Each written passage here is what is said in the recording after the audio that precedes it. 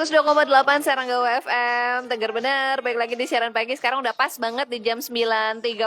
Sekarang udah live di Instagram.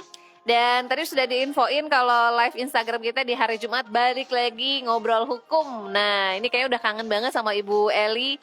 Ibu Eli Nur Samsiah dari Eli and Partner Law Office dan juga LBH Pena Keadilan Nusantara. Nah, kebetulan, wah ini beliau menyempatkan hadir. Nah, ini sudah ada di studionya Sergau. Boleh dibalik mungkin kameranya Aura. Nah, ini dia. Assalamualaikum Ibu Eli. Waalaikumsalam warahmatullahi wabarakatuh. Selamat pagi para pecinta Sergau, Mbak Ratu, Neng Aura. Apa kabar hari ini? Mudah-mudahan sehat. Alhamdulillah sehat. Bu Eli juga sehat ya? Alhamdulillah. Spesial for Spesial pokoknya datang. Berapa lama ya kita nggak on air ya Bu Eli ya? Sudah beberapa bulan ya. Wah, ini kita akhirnya balik lagi, yang awam soal hukum, yang mau konsultasi, yang mau tanya boleh ya Bu Eli ya? Boleh banget. Nah ini alhamdulillah kita nanti insya Allah jadwal setiap hari Jumat ya Bu Eli ya? Wow. Setiap hari Jumat harus meluangkan waktu pokoknya. Pasti pokoknya ini spesial para penyintas Sergau. Bener, karena kita tuh yang awam soal hukum tuh kan kayak harus teredukasi gitu ya. Ngomongin hukum tuh bukan hal yang tabu atau yang menakutkan ya Bu Eli ya. Betul. Dan kita memang harus mau ya untuk belajar supaya kita nggak dibohong-bohongin sama orang tentang hukum tuh seperti apa sih. Bener, biar kita lebih melek akan hukum, tahu dasarnya, dan jangan takut ya kalau kita benar kan. Memang ini negara hukum. Jadi segala sesuatunya sudah diatur dalam undang-undang ya Bu Eli ya. Betul. Oke, karena ini kita ketemu lagi yang baru pertama kali, kita ngomongnya yang ringan-ringan tapi dapat gitu ilmunya gitu Bu Eli. Boleh. Nah, tadi saya sudah infoin ke teman-teman pencinta Sergau nih, kita pengen tahu tahap-tahap awal perkara pidana. Boleh ya Bu kita bahas ini? Boleh. Spesial banget lah ya, supaya kita nanti bisa saling sharing. Jadi bukan menggurui ya. Bener. Jadi lebih ke sharing kepada masyarakat. Suatu saat pasti ilmu itu akan jadi manfaat. Bener. Apalagi kalau ngomongin soal tahap-tahap awal perkara pidana ini kita juga lebih waspada. Walaupun negara hukum berarti kan sudah ada aturannya. Jadi jangan sampai melanggar karena ada konsekuensinya otomatis. Betul. Ya. Cerdas. Kita sapa dulu nih, ada Wong Banten yang sudah ikut bergabung, nanti boleh tanya-tanya ya. Bu Eli, saya mau nanya langsung nih, tahap-tahap awal perkara pidana itu kan sebelum kita masuk ke proses pengadilan ya, pasti kan ada tahap awal banget nih kalau sudah masuk ke tindak pidana. Itu apa aja sih Bu awal-awalnya? Nah, seseorang ketika kita nih ya warga negara Indonesia merasa dirugikan dalam perihal aspek hukum ya, kita melaporkan seseorang. Nah, kita disebut sebagai pelapor, ada terlapor. Setelah itu dilakukan pemeriksaan kita sebagai pelapor, lantas dilakukan pemeriksaan. Jadi nanti diperiksanya terlapor ini, polisi memberikan surat, namanya depannya itu ya, permintaan klarifikasi. Nah, itu boleh hadir, boleh enggak, tapi alangkah lebih baiknya hadir. Ya, diperiksa sebagai saksi. Ketika diperiksa sebagai saksi dan ternyata mengarah kepada pelaku tindak pidana, maka pemanggilan berikutnya akan berbeda. Surat dari kepolisiannya biasanya ada tulisan pro justisia untuk keadilan. Nah, biasanya itu akan dilakukan untuk penetapan tersangka. Apakah saksi tersebut bisa naik status dari terlapor menjadi tersangka? Gitu. Oke. Jadi kita bisa lihat ketika kita di amit-amit ya, seseorang lah dipanggil oleh kepolisian, dilihat suratnya dulu nih. Apakah ini suratnya kita hanya sebagai baru saksi aja atau mau naik status? Kalau baru permintaan klarifikasi, nah itu biasanya baru tahap penyelidikan. Kalau penyelidikan itu permintaan klarifikasi. Tapi kalau sudah penyidikan, itu tulisan panggilannya pun sudah pro justisia untuk keadilan. Nah, itu biasanya saksi ketika mengarah kepada pelaku pidana maka akan naik status setelah dilakukan gelar perkara oleh penyidik. Oke, jadi dilihat dulu surat panggilannya itu bentuknya seperti apa. Berarti itu awal mulanya ada yang melaporkan ya. Kasusnya mungkin bisa bervariasi ya Bu Eli ya. Macam-macam ya. Kasus pidana kan banyak. Iya. Pencurian, pencemaran nama baik juga bisa masuk ya. bisa masuk Mm-mm. ranah pidana, cuma sekarang kan ada aturan baru ya. Mm-mm. Jadi selama misalnya bisa dilakukan perdamaian, Mm-mm. nggak perlu naik ke ranah sidik ya, penyidikan. Mm. Ya memang kan sekarang rancu juga ya, nggak diperjelasnya kan Iya, apa iya, yang kemarin dimaksudnya. ya Tapi ada kalau orang revisi. sudah minta maaf, Heeh, udah minta maaf nih, heeh, heeh, terjadi damai, heeh. itu kan jadi lebih baik sih. Untuk Hmm, kasus-kasus tertentu kayak tipu gelap, walaupun sudah penipuan. dilakukan Heeh, heeh. pelaporan, sudah tahap penyidikan, Mm-mm. tapi mereka berdua damai Mm-mm, atau mm-mm, sudah ada kompensasi yang diserahkan, mm-mm. itu juga bisa dicabut. Berarti yang lebih berat tuh istilahnya ada kekerasan misalnya, Iya, kekerasan dalam rumah tangga, kekerasan pelecehan terhadap seksual. anak. Nah, Mm-mm, itu ada ancaman minimal ya. Jadi mm-mm, kayak mm-mm, orang tua itu bukan hanya sekandung ya. mm-mm, Misalnya orang luar melakukan susila atau mm-mm, pelecehan terhadap anak, nah itu mm-mm, ada ancaman minimalnya saja 5 tahun. mm, Tapi intinya biasanya kalau pidana-pidana terhadap kekerasan itu atau kekerasan anak, mm-mm, pelecehan anak itu pidananya lebih tinggi. Hakim mm, memutuskan mm-mm. kenapa? Karena harusnya kita sebagai orang tua atau orang dewasa Yang melindungi melindungi. anak-anak Mm-mm. ya. Kalau kita aja sebagai orang tua Nah, walaupun dalam lingkungan ya, heeh, tapi tidak bisa atau menjaga mm-mm, atau melakukan kekerasan, mm-mm. maka ancamannya lebih berat Buat efek daripada jerah juga ya Bu Eli betul. ya.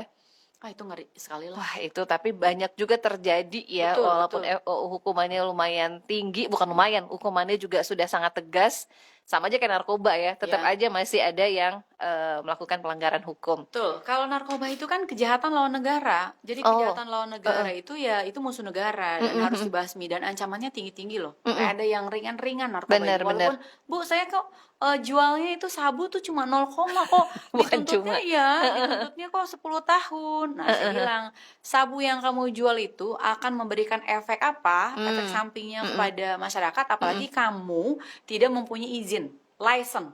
Izinnya mm-mm, sebagai apa? mm-mm, Sabu ini dosisnya untuk apa? Itu mm-mm. kan bisa membahayakan. Benar, benar, benar. Memang saya juga ada kasus nih, orang bilang, Bu, kita nih kan belum laku barang itu terjual, tapi kok tuntutannya tinggi. Saya bilang narkotik dengan ratusan kilo ini, Mm-mm, khususnya ganja, mm-mm. kita bakar aja mungkin seserang ini teler semua ya, pingsan kan? Iya. Nah itu yang kadang-kadang edukasi terhadap masyarakat itu menganggap ringan.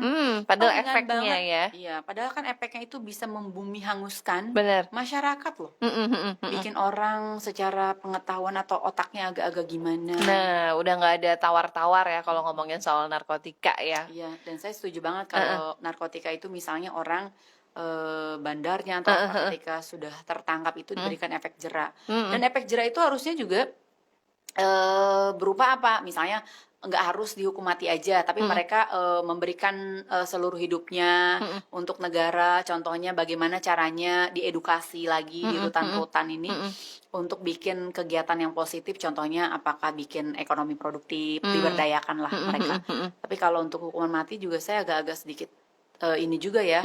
Kadang-kadang kasihan sebagai manusiawi, Iya. apalagi mereka yang jadi korban ketidakberdayaan mereka secara ekonomi itu nggak mampu lantas memilih pilihan itu.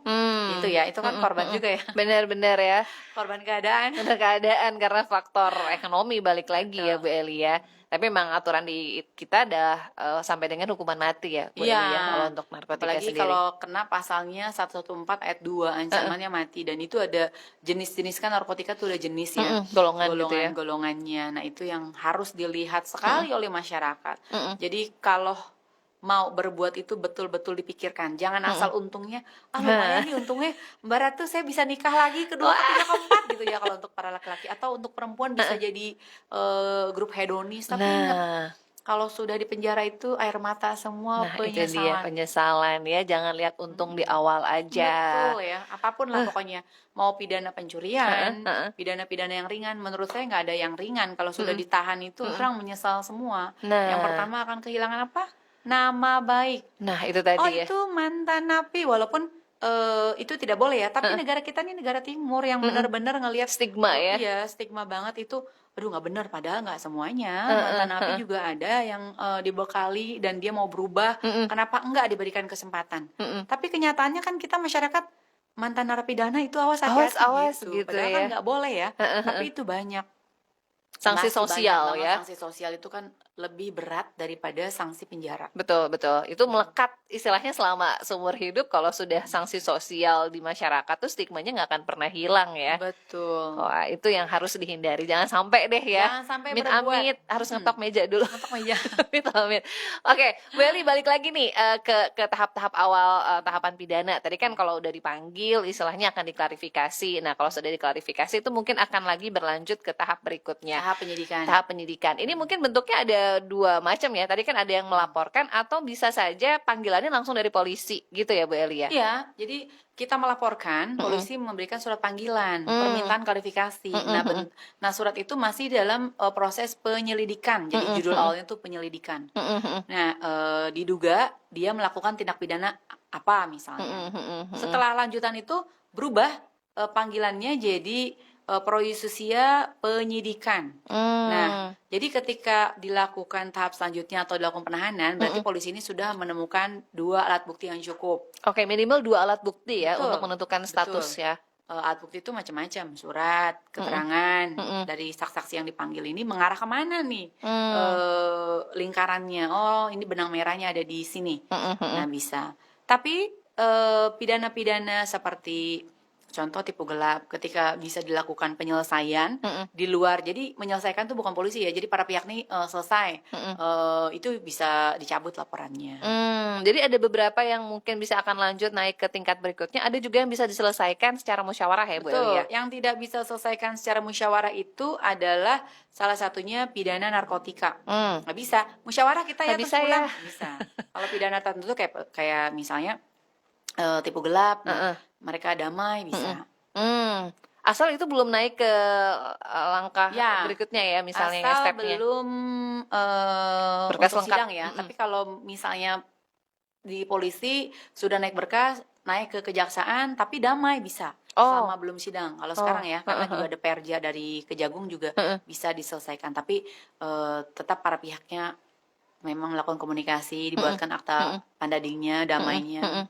Karena memang sebaik-baik persoalan itu diselesaikan dengan musyawarah untuk mufakat. Apalagi kalau seseorang masalah materi ya, selama masih bisa ada solusi, ditahan itu jalur terakhir.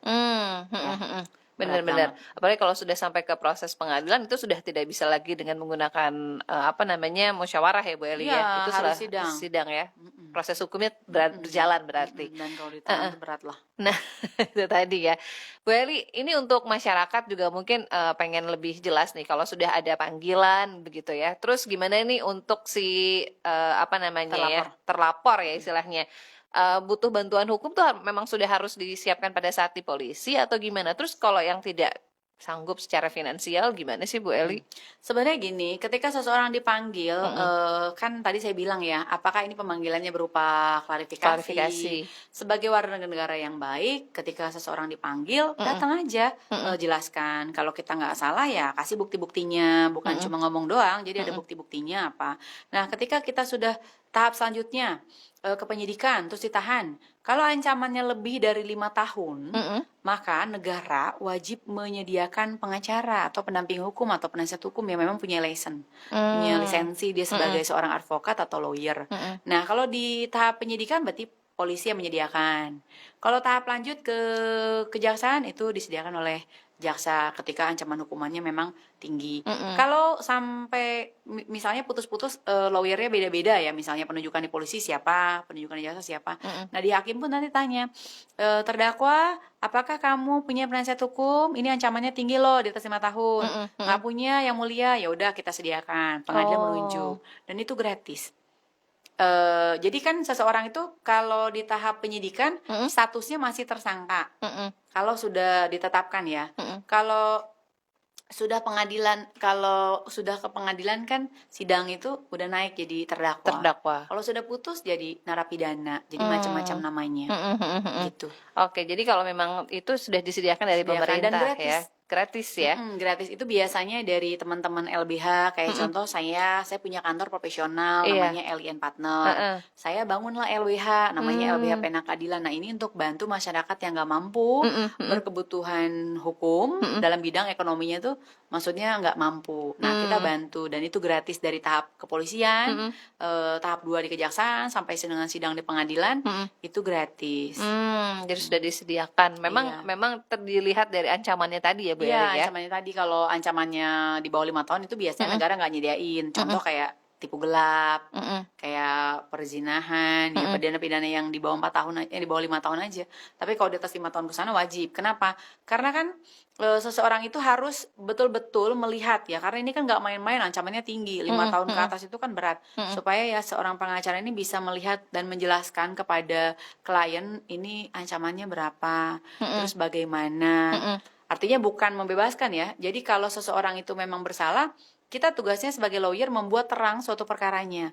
Tapi kalau seseorang itu tidak bersalah, kalau saya bilang, ketika kamu nggak bersalah, sampaikan sama saya buktinya supaya saya bisa mengolah perkara ini menjadi betul-betul memang kamu tidak bersalah. Ketika kamu memang saya nggak melakukan, tapi tiba-tiba semuanya dibuat skema sehingga saya tersudut.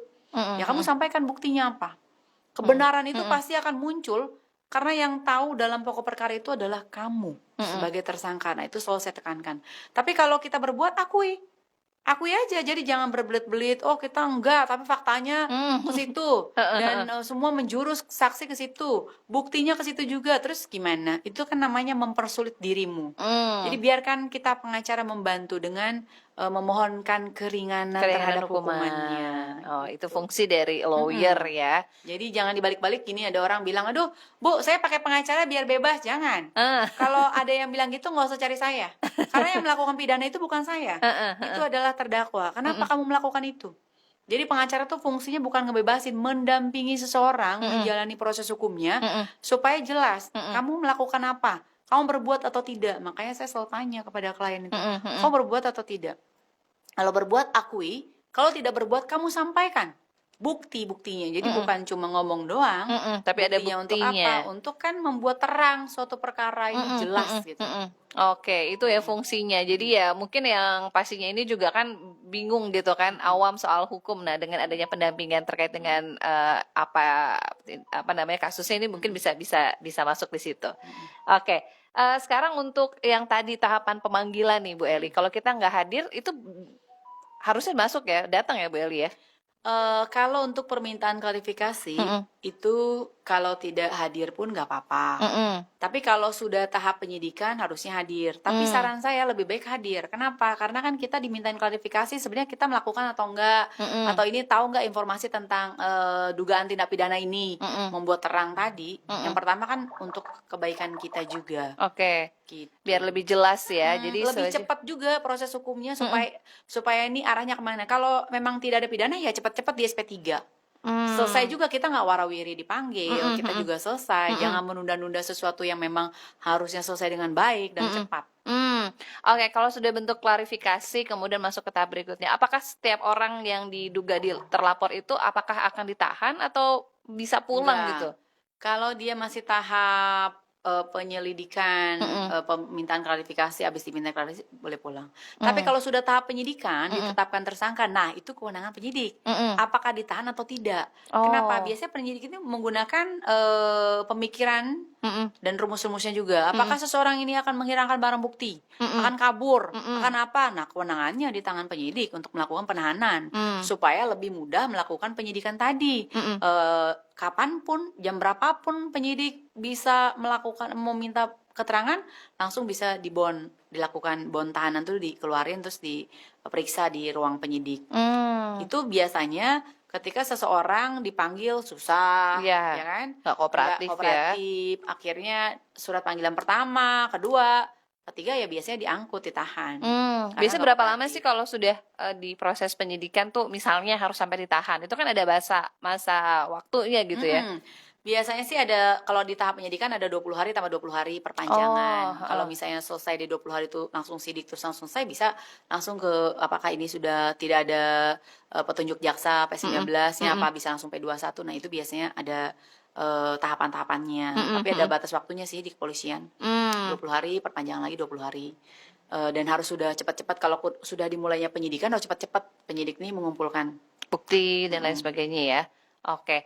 Kalau yang tangkap tangan gimana nih Bu Eli? Misalnya ada pencopetan yang memang dibawa sama masyarakat, kan biasanya suka ada temuin kayak gitu ya Bu Eli. Ini gimana nih kasusnya seperti ini Bu Eli? Nah, kalau itu kan, kalau tertangkap tangan kan bukan polisi aja yang nangkap ya, biasanya masyarakat yang nangkap kayak copet. Nah, dibawa ke kantor polisi. Nah, itu juga langsung dilakukan penahanan karena ditangkap oleh masyarakat. Itu biasanya langsung diproses, hari itu juga langsung disidik dan ditahan. Dan barang bukti yang disertain gitu ya Bu Eli ya. Udah pasti masyarakat ketika datang, contoh nih penggerbegan narkoba ya, masyarakat sudah lihat terus lapor, misalnya polisinya lama, oh ini karena lagi make nih kerumunan, langsung dibawa, itu bisa juga. Copet, biasanya maling itu tuh apa namanya, motor ya, mau dibakar, dibawa kantor polisi, diamankan kan, daripada di situ dibakar hidup-hidup, nah langsung disidik.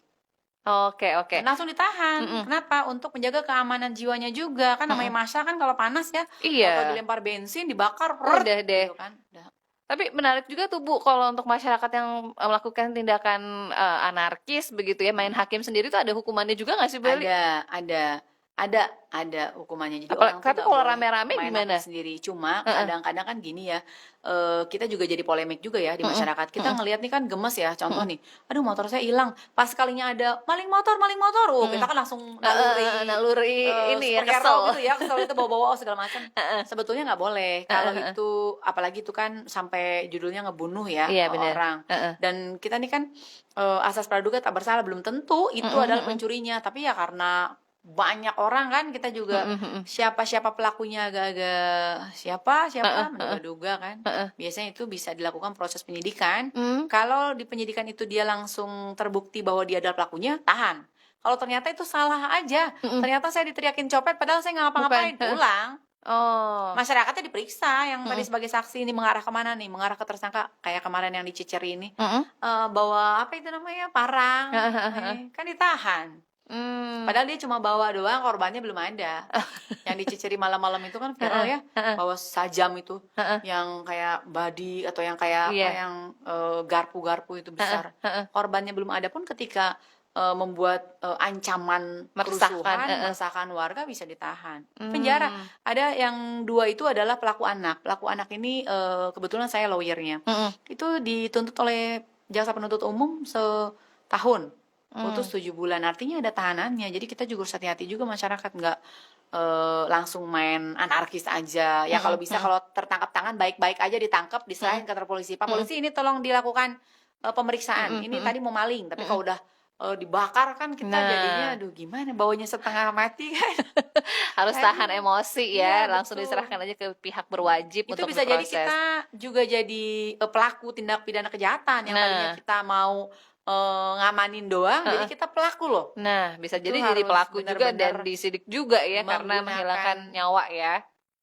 Otak yang waras. Nah, itu dia tadi. Jangan sampai kita juga melakukan hal yang sama. Belum tentu kan diteriakin maling, taunya apa kan nggak tahu ya. Jangan ikut-ikutan, jangan saya ikut-ikutnya ya. Kalau ini ya dilakukan aja, misalnya dipegangin, dibawa kantor polisi, diamankan. Dijewer aja dikit nggak apa-apa kan. Dibakar gitu kan.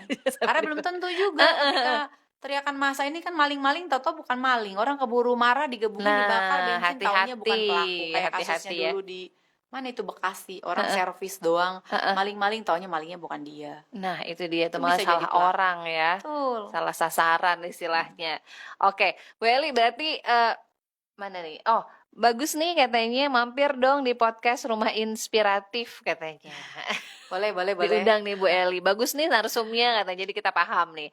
Oke, berarti masyarakat jangan sampai takut pada saat ada pemanggilan oleh pihak kepolisian begitu ya. Karena datang dan tunjukkan bukti-bukti kalau misalkan tidak bersalah begitu ya Bu Eli ya. Belum tentu dipanggil itu langsung dipenjara.